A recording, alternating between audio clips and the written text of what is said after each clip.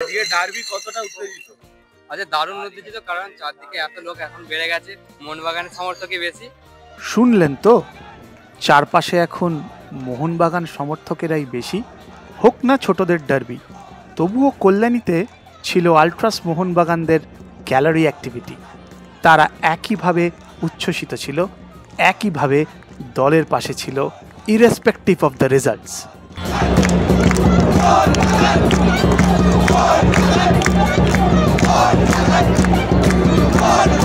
সমর্থকদের এঙ্গেজ রাখতে গ্যালারিতে ব্যবস্থা করা হয়েছিল বল জাগলিংয়ের খেলা।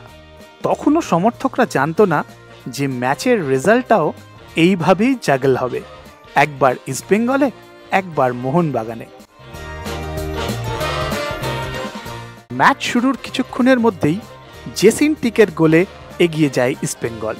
চলতি সিএফএলে মোহনবাগানের ডিফেন্সিভ ল্যাপস নিয়ে কিন্তু অনেকবার আমরা কথা বলেছি। আজকেও ঠিক সেই জায়গাটাই এক্সপ্লয়েট করে গেলেন ইস্টবেঙ্গল কোচ বিনো জর্জ। কিছুক্ষণ পর ব্যবধান বাড়ায় ইস্টবেঙ্গল।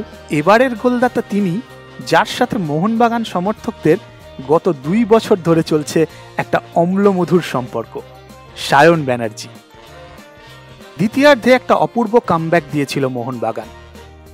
লিওয়ান কস্টানার একটা নিরীহ শট দুপায়ের ফাঁক দিয়ে গলিয়ে গোল খান বর্ষিয়ান গোলকিপার দেবজিৎ মজুমদার।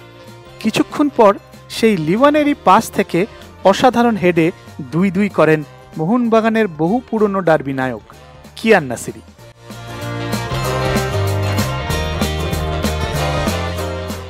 কিন্তু সেই অল আউট খেলতে গিয়ে বিপদ ডেকে আনে মোহনবাগান। 2-2 করার কিছুক্ষণের মধ্যেই 3-2 করে দেন ডেভিড। যে জানি না কে কেমন টিম করেছে, টিমটা একদম জঘন্য টিম হয়েছে। যখন খেলাবাড়ি ছিল পুরোপুরি ভালো প্লেয়ারদেরকে, তাহলে প্রথম থেকেই খেলানো উচিত ছিল আমার মনে হয়।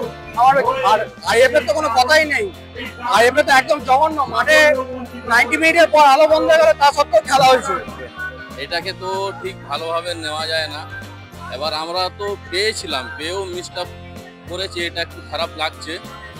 এবার কি আর করা যাবে, খেলা তো একটু হার জিত থাকে। মোহনবাগান হেরেছে বটে, কিন্তু হারিয়ে যায়নি। ট্রেনের কামরা দখল করে গান গাইতে গাইতে বাড়ি ফিরল সমর্থকেরা। সাথে রেখে গেল শপথ, মূল সিজন শুরু হলে আলাদাই কামব্যাক করবে মোহনবাগান।